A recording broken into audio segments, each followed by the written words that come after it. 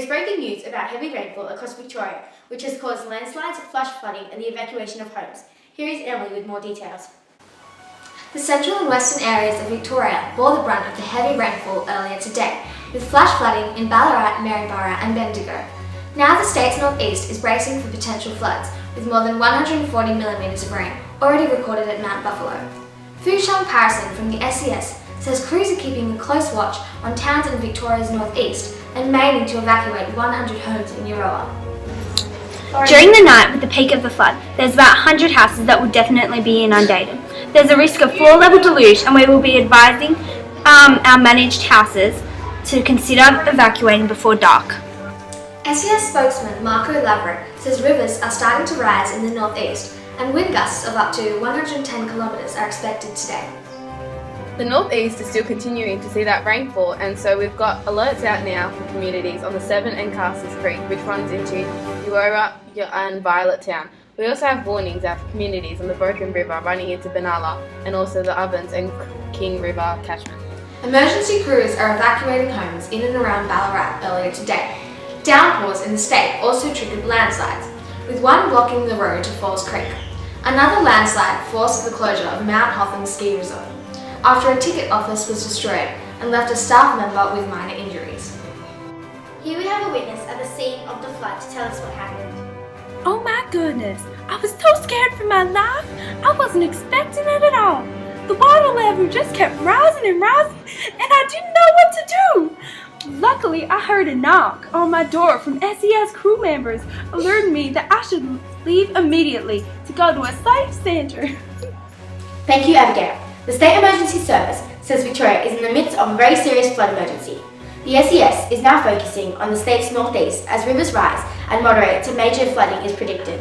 100 homes in Eora and 70 homes in Benalla have been asked to evacuate, with floodwaters expecting to peak around midnight. The highest rainfall so far has been recorded at Mount Buffalo in the northeast, with 180 millimetres falling since the early hours of Saturday morning.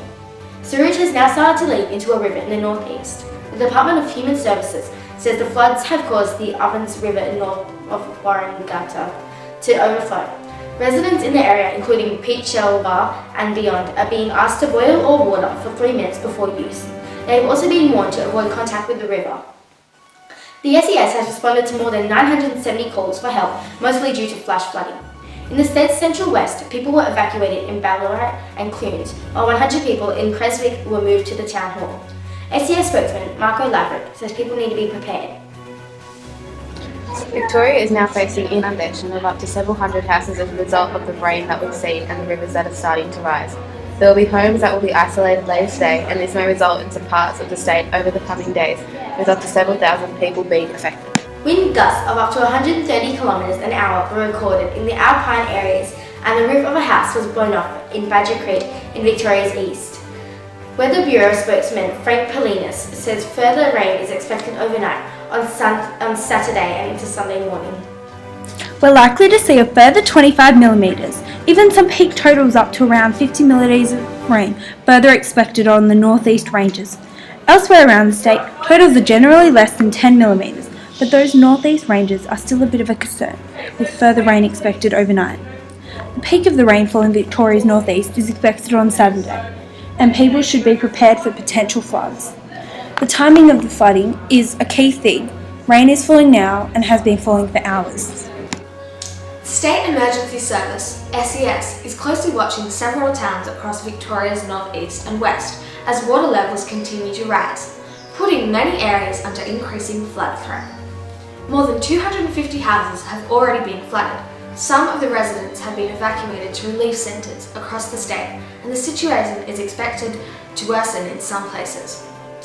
Residents from around 20 homes in Skipton near Ballarat have been advised to evacuate to the football oval. In the northeast, floodwaters are rising in areas including Warringata and Benalla. 50 Defence Force personnel and 150 extra police will be deployed in the north on Monday to help with the relief effort and any evacuations. SES spokesman Marco Laverick says some towns have been split by the floodwaters. I understand Benalla has been split, and little towns such as Skipton in the Western District. We've had a quick door knock and a quick evacuation in the low-lying areas there this afternoon. and of course yesterday it was other towns such as Creswick and Clunes. Areas around Horsham in the west and Shepparton in the northeast can be expected to be impacted by floods in the coming days.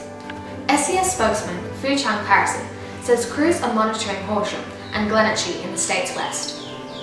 In the next 24 to 48 hours, Shepparton looks likely to be impacted, and Benalla remains a concern of ours. Shepparton Mayor Jeff Dobson says for people in his town it is a waiting game.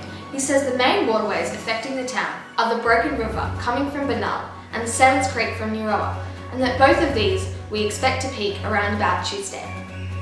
They probably won't peak together, which will give us some respite. The Goulburn River itself, downstream from Eald and Weir, is also having some big inflows, but we expect that to come a little bit later. The SES are taking the lead role, and they've got sandbags available for those who'll be in need, and people need to contact the SES for that. There are a limited number of sandbags for just domestic use and around doors, etc. Horsham Mayor Michael Ryan says apart from the potential of flood damage, it is a great relief to see water after such a severe drought, and he thinks it will lift spirits. I think people underestimate how important it is for us to have water. It's very much what we do for recreation, and just the visual amenity of having our rivers with some water in them makes a massive difference of how people feel about living in a community like ours. There is some good news for the tens of thousands of Victorian residents left without power, as most of the 40,000 homes who were cut off have now had their supply reconnected. There are about 1,500 customers in Western Victoria without power, most of them in Hamilton, Portland, Daylesford, Warrnambool and the Ballerine Peninsula. About 6,000 on the Mornington Peninsula are cut off, and around 400 in the Dandenong Ranges are still blacked out. Victoria's Deputy Police Commissioner, Kieran Walshy, is warning people not to go sightseeing in the flood-affected areas. Could I ask people to please not visit flood-affected areas to have a look? We do not need sightseers. There is still a lot of work to be done. There is more flooding that will occur, and we need to make sure the roads are well and truly open and free for emergency services. Meanwhile, the Victorian government has announced relief funds for people affected by the floods. People who cannot go home and need basic financial help will be eligible for grants of about $1,000. Larger grants of about $26,000 will be available for those whose homes have been structurally damaged. SES Operations Manager in Warrnambool, Alan Bernhard, says the grants will be a welcome relief for people whose homes have been flooded. From what I can see at the moment, I think there's certainly going to be a significant number of people who are going to be able to take up those grants. I think it's great the government has got on board so quickly to assist our people in their greatest time of need. Well, we can assure you everything is under hand and people are being alerted to move to safe centres immediately. Clean-up is taking place and people will soon be able to move back into their homes. Thank you for joining us tonight. See you tomorrow at 6 p.m. on EFMnews.